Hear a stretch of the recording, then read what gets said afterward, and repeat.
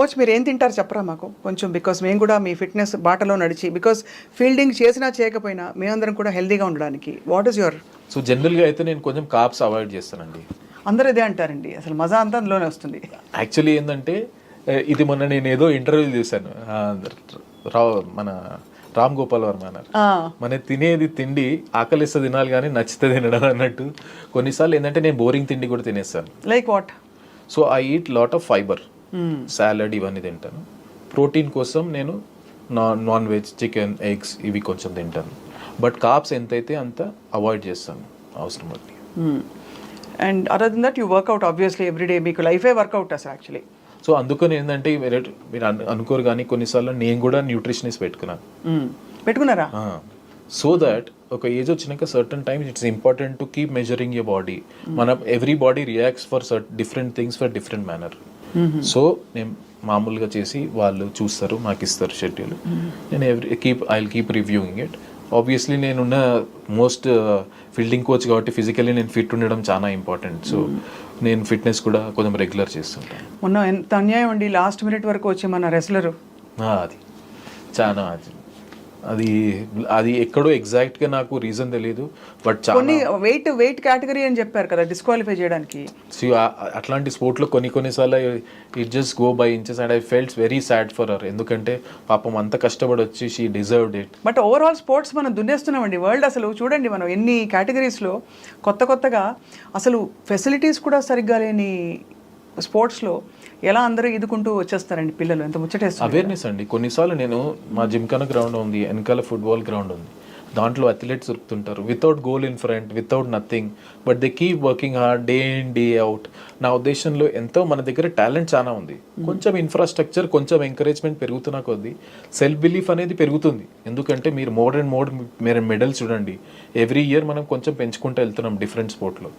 So ఆ self belief అని వచ్చి ప్లస్ ఇన్ఫ్రాస్ట్రక్చర్ సైడ్ బైస్ కొంచెం డెవలప్ అయితే మనం అన్ని స్పోర్ట్లో చాలా ఇంకా మెడల్ తీసుకురావచ్చు చాలా. అవును, absolutely. And people like you are an inspiration, because ఏ బ్యాక్గ్రౌండ్ లేకుండా కూడా మనం చేరుకోవాల్సిన చోటకి చేరుకోవచ్చు అని చెప్పి మీరు ప్రూవ్ చేశారు ఫర్ ద కంట్రీ. అది ఐఎమ్ బ్లెస్డ్. అండ్ యాక్చువల్లీ కొంచెం మనకు లక్ కూడా ఉండాలి, దేవుడు కూడా రాసి మనకు కలిసి ఉండాలి మన చోట్ల. కాకపోతే ఏంటంటే I always believe in simple thing is, నా చేతిలో ఉన్నది keep working hard and leave less to God. మన చేతిలో ఉన్నది మనమైతే 100% చేయాలని నేను ఆలోచిస్తాను. సో ఫైనలీ దిలీప్ గారు, I always had this doubt, ఒక టీమ్ స్పోర్ట్కి, ఒక క్రికెట్ మ్యాచ్కి రెడీ అవుతూ అక్కడ మ్యాచ్ బయట రెడీగా ఉంది, మనకి ఫీల్డ్లోకి వెళ్ళబోతున్నారు. క్రికెట్ టీం గ్రీన్ రూమ్లో ఏం చేస్తారు సార్? దేవుడికి మొక్కుతారా, లేకపోతే వాళ్ళందరూ కలిసి హగ్ చేసుకుంటారా, ఇట్లా అంటారా, అట్లా అంటారా, ఏముంటుంది? What happens in the green room just before the beginning of a match? Actually opposite అండి. అవునా? ఆపోజిట్ అవుతుంది. ఎందుకంటే మ్యాచ్ ముందట రోజు ఏం ప్రిపరేషన్ కావాలని అన్నీ చేసేస్తాం యాజ్ అ కోచ్గా. మేము టాక్టిక్, స్ట్రాటజీ ఏమైనా డిస్కషన్ చేసుకోవాలన్నా అన్నీ చేసుకుంటాం. On a match day it's players day, we take a back seat. ఎవరి ఇండివిజువల్ ప్రిపరేషన్ వాళ్ళకు ఉంటుంది. కొంతమంది కామ్గా ఉండాలనుకుంటారు, కొంతమంది వేరే వాళ్ళతో మాట్లాడాలనుకుంటారు, కొంతమంది లైట్లో వెళ్ళి బయట కూర్చోవాలనుకుంటారు. So everybody has different ways. So we take a back seat on that day. మీకేం కావాలనేది ప్రొవైడ్ చేస్తాం. We are there to help you. You also monitor what they eat and all that sir. అంటే ఇంత తినద్దు, దానికి మన ఎస్ఎన్సీ ఉంటాడు, వాళ్ళతో చెప్తారు కదా, మీరు మంచి చెడు చెప్పాలి కదండి మీరే కోచ్. సో వాళ్ళు ఏంటంటే ఈ లెవెల్లో వచ్చినప్పుడు ఏమవుతుంది, వాళ్ళకు అండర్స్టాండింగ్ ఉంటుంది, ఏది వాళ్ళకి హెల్తీ, ఏది నాకు హెల్తీ. ప్లస్ ఇంకా మా ఎస్ఎన్సీ ఉంటారు, స్పోర్ట్స్ సైన్స్ టీం ఉంటుంది, వాళ్ళు అక్కడ పెట్టే బఫే వాళ్ళతో మాట్లాడి what is best for the team అనేది వాళ్ళు చూస్తారు. బాబోయ్, కానీ ప్రతిసారి అంత ఫేమ్ వచ్చి మామూలుగా ఊరికే రాదు. ప్రతి మ్యాచ్ ముందు the same round of tension అనండి, ప్రిపేర్డ్నెస్ అనండి, everything has to happen. So I think that is why we have to salute that people.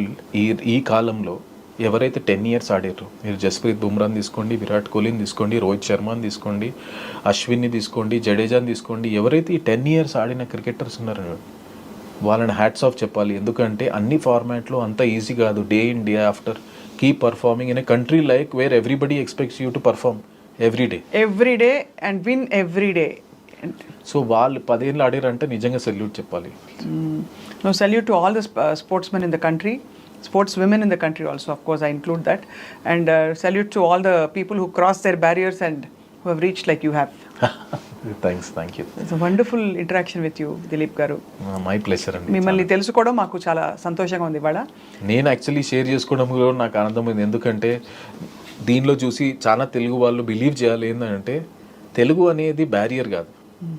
మనం బిలీవ్ చేసి it's all about end of the day అక్కడికి వెళ్ళినాక మన స్కిల్లే పనిచేస్తుంది. ఏదో కొంచెం పాలిటిక్స్, రీజనల్ పాలిటిక్స్ అవన్నీ అంటారు కదండి, అవన్నీ నిజంగా అదంటారా క్రికెట్లో? Any sport for that matter. ఒకటి చెప్పాలంటే ఎవ్రీ ఆర్గనైజేషన్ ఒక సిస్టమ్ ఉంటుందండి, ప్రతి ఒక్క సిస్టమ్.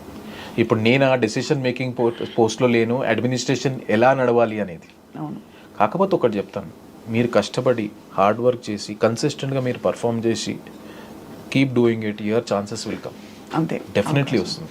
దానికి మీకు వేరే దానికి సంబంధమే లేదు, కానీ చేస్తుండాలి. ప్యారలల్గా మీరు చదువుకున్నారు, అలా చదువుకోమని చెప్తారా పిల్లలకి? క్రికెటే లైఫ్ అని పెట్టేమని చెప్తారా? నా ఉద్దేశంలో ఒక స్టేజ్ వచ్చినాక, especially once you have reached around 20 years, ఆ 20-21 వచ్చినాక మీకు సెకండ్ ఆప్షన్ అనేది ఉండాలి డెఫినెట్లీ. ప్లస్ మీరు ఎంత క్రికెట్లో ఎక్సెల్ అయినా కొంచెం చదువు బ్యాక్గ్రౌండ్ ఉంటే అడ్వాంటేజ్ ఏంటంటే you will handle many things well. అది ఇప్పుడు రేపు ఎల్లుండి మీకు ఇంటర్వ్యూ చేయాల్సి వస్తుంది, ఎక్కడైనా మాట్లాడాల్సి వస్తుంది, మీ general life style, how you behave with others, ఇవన్నీ కొంచెం ఎడ్యుకేషన్ హెల్ప్ చేస్తుంది. నన్ను అడిగితే డెఫినెట్లీ ఒక ఎడ్యుకేషన్ అనేది చాలా important along with cricket. Only ఏంటంటే ఆ బ్యాలెన్స్ చేయాలి. నేను క్రికెట్ ఆడుతున్నాను చదువుకోలేకపోతున్నా అనేది excuse, but if you manage your time really well you can do both. మన వాళ్ళందరూ బాగా చదువుకున్నారు కదండి, all our cricketers are all. మీరు కుంబ్లే చూడండి, శ్రీనాథ్ చూడండి, రాహుల్ ద్రావిడ్ చూడండి, అందరూ చదువుకున్న వాళ్ళు. అవును. సో ఆ బ్యాలెన్స్ చేసుకోవాలి, మెయిన్ ఇంపార్టెంట్. ఎందుకంటే ఎడ్యుకేషన్ చాలా ఇంపార్టెంట్. మీ ఆల్ టైమ్ ఫేవరెట్ ఎవరు sir? Before we wind up, last question. All time favourite as a player cricketer, ఒక్క పేరే. నాకైతే ఇష్టం, చిన్నప్పటి నుంచి నేను చూసింది ఏంటంటే సచిన్ టెండూల్కర్ అండి. అవునా? నాకు చాలా ఇష్టం, ఎందుకంటే నేను ఇంట్లో పోస్టర్లు పెట్టుకొని చూసేటోని. ఎందుకంటే టీవీలో అప్పుడు వన్డే క్రికెట్ వస్తుండే కదా. అవునవును. నేను సచిన్ టెండూల్కర్ ఎందుకు నేను అప్పుడు గ్రేట్ అనుకుంటున్నానంటే అప్పుడు ఇంతమంది ప్లేయర్ లేకపోతుండే. నాకు తెలిసి చాలా మంది టీవీ సచిన్ అవుట్ కాగానే బంద్ చేస్తుండే. So he had carried burden of whole country for so long. అవును. అండ్ టీవీలో చూసి దట్ ఈస్ వాట్ అనిపిస్తుంది నాకు. నేను మొన్న వన్డే వరల్డ్ కప్ లో సచిన్ ని డైరెక్ట్ చూసాను ఇట్లా. అవునా? అనిపించింది సో థ్రిల్. కలిసి ఫోటో దిగాను, అది లైక్ ఫ్రేమ్ ఫోటో అనుకోవాలి life long. So it was so special to me. నా ఉద్దేశంలో నేను ఎప్పుడైతే స్టార్ట్ చేశానో cricket, for me Sachin Tendulkar was the icon. అంటే for people who know cricket or don't know cricket, ఒక ప్రాడిజీకి ఉండవలసిన లక్షణాలు సచిన్ గారిలో కనిపిస్తాయి. ఐ డోంట్ నో, మీరు ప్లేయింగ్ పాయింట్ ఆఫ్ వ్యూ నుంచి మీలాంటి ఎక్స్పర్ట్స్ చెప్పాలి sir, but for all of us చాలామంది గ్రేట్ ప్లేయర్స్ ఉన్నా కూడా సచిన్ టెండూల్కర్ గారు అనగానే ఒక అదే అండి, ఆయన ఆరా మెయింటైన్ చేశారు. ప్లస్ ఏంటంటే ఆ రెస్పెక్ట్ కూడా ఏంటంటే ఎన్నో టఫ్ మ్యాచ్లు ఆయన గెలిపించాడు, సింగిల్ హ్యాండెడ్గా పర్ఫామ్ చేశాడు, డిఫరెంట్ కంట్రీలో ఆడాడు, plus over a long period. ఇవంతా సక్సెస్ అయిపోయినాక కూడా when you meet as a human being, he has a very down to earth. He maintained himself so well. I just wonder what makes a cricketer retire. నేను retire అవుతా ఎందుకు చెప్తారా? ఏజా, లేకపోతే ఇంకా చాలా ఎబ్బా అనిపిస్తుందా? అంత మంచిగా ఆడుతూ ఎందుకు రిటైర్ అవుతారు అసలు? ప్రతి ఒక్కళ్ళ బాడీ వాళ్ళకే తెలుస్తుందండి. ఎందుకంటే ఒక ఇంటర్నేషనల్ ఆడాలంటే ఆ లెవెల్ ఎక్స్పెక్టేషన్స్ వేరే ఉంటాయండి. ఎందుకంటే ఉట్టి సపోజ్ బ్యాటింగ్ అనుకుంటాం, బ్యాటింగ్ ఒక్కటే సరిపోతుంది కదా, దాని తర్వాత ఫీల్డింగ్ చేయాల్సి వస్తుంది అన్న వాళ్ళు. So everybody knows their body so well, వాళ్ళకి తెలుస్తుంది ఏ time which is I'm I able to give my 100% to the team అని తెలుసుకోవాలి. నాట్, వాళ్ళకి తెలుస్తుంది. That's when they take that decision. Oh now it's clear. అందులో ఫీల్డింగ్ అంటే మరి చాలా స్టామినా కావాలి. కొంతమంది అనుకుంటారంటే ఓవరాల్ గా ఎప్పుడైతే వాళ్ళకి అనిపిస్తుంది. So that is why they take that. But anyway, మీరు you are on a path which will last for a while.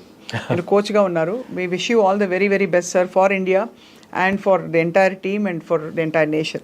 Thank you so much. Thank you for joining us today, I Dream Lo exclusive. It's my pleasure always. Thank you, sir.